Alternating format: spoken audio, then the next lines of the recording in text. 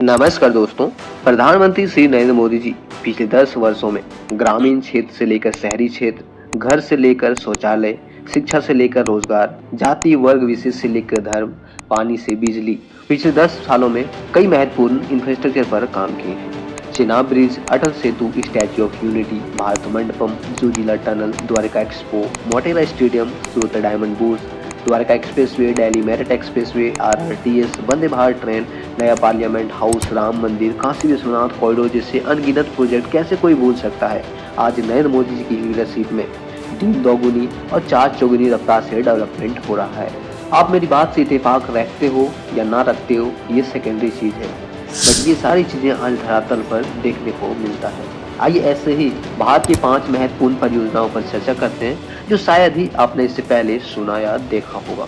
ये सभी 5 परियोजनाएं भारत सरकार के लिए सबसे महत्वपूर्ण परियोजनाओं में से एक है, जिससे आम जनता को इससे बेनिफिट होगा।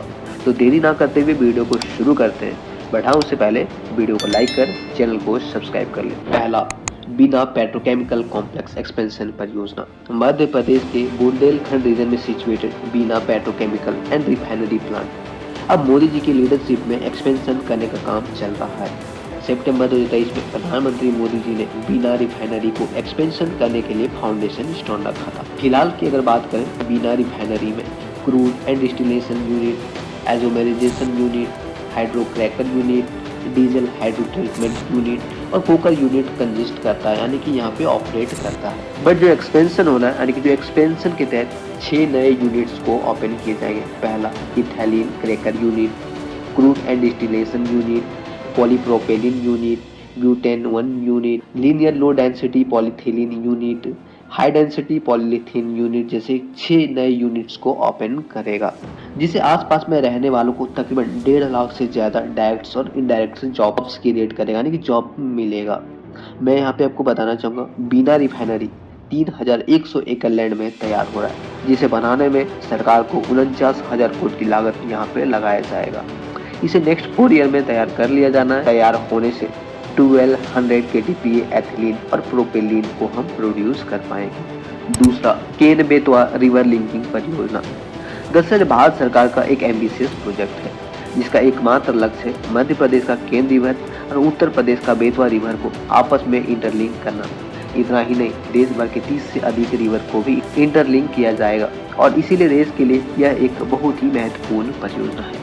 महत्वपूर्ण इस वजह से कह रहा हूँ क्योंकि इससे न सिर्फ रिवर लिंकिंग में सहयोग करेगा, बल्कि वाटर स्टोरेज डैम बनाया जाएगा, जिसमें बुंदेलखंड रीजन में सोशियो इकोनॉमिक एक्टिविटी इनहेंस होगी।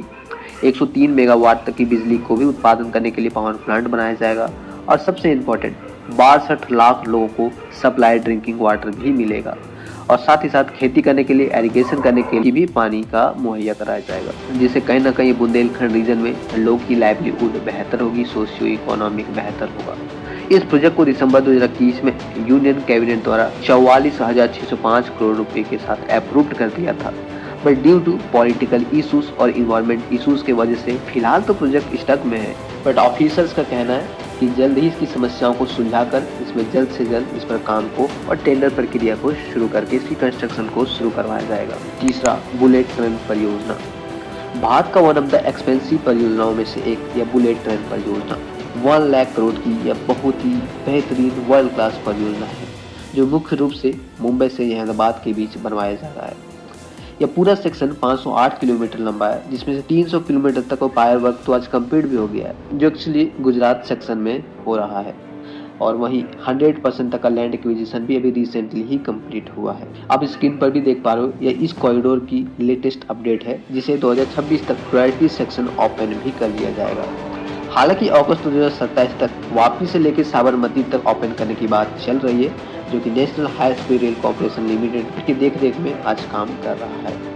अब तक 5 ब्रिजेस बनकर तैयार हो गया है, जबकि 3 स्टेशन फुल्ली ऑपरेशनल है। पोर्ट DFC एक्चुअली भारत में फ्रेट मूवमेंट के लिए, क्योंकि कोई अलग लेन नहीं है और इसलिए भारत में अक्सर ट्रैफिक की समस्याएं देखने को मिलती है। समस्या काफी बड़ी थी और इसी समस्या को पॉइंट आउट करते हुए भारत सरकार द्वारा DFC परियोजना को लॉन्च किया। इस परियोजना के लॉन्च होते ही हम कहीं ना कहीं इकोनॉमिक गतिविधि बेहतर हो पाएगी और सबसे इम्पोर्टेंट, इस रीजन में इकोनॉमिक गतिविधि इनहेंस होगी, लार्ज स्केल में लोगों को रोजगार मिलेगा और हमारा फ्रेट मूवमेंट की कॉस्ट भी बचेगा।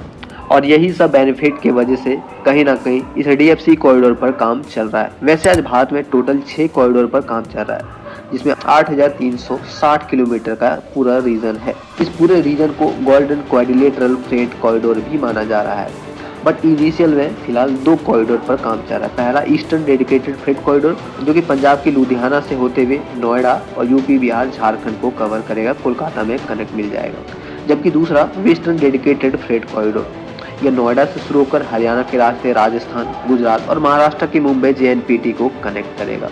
यह पूरा कॉरिडोर बन जाने से ही भारत में सेपरेट फ्रेट मूवमेंट के लिए एक पूरा कॉरिडोर होगा, जिसका सिंपल सा मतलब है कि एक सेपरेट रूट होगा, जिसमें हमारा सिर्फ और सिर्फ फ्रेट की ही मूवमेंट होगी।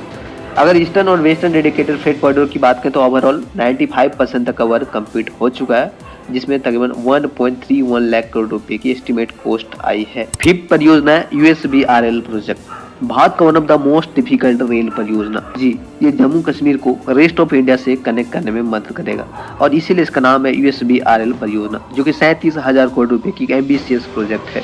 पूरा रेल लाइन 272 किलोमीटर का है, जिसका 161 किलोमीटर पहले ही ऑपरेशनल हो चुका है, जबकि बाकी की नेक्स्ट ईयर तक का डेडलाइन दे रखा है। मैं आपको बता दूं, ये वही परियोजना है जिसका दुनिया का सबसे ऊंचा ब्रिज चेनाब ब्रिज और भारत की पहली केबल रेल ब्रिज अंजी खाद ब्रिज बनवाया गया है।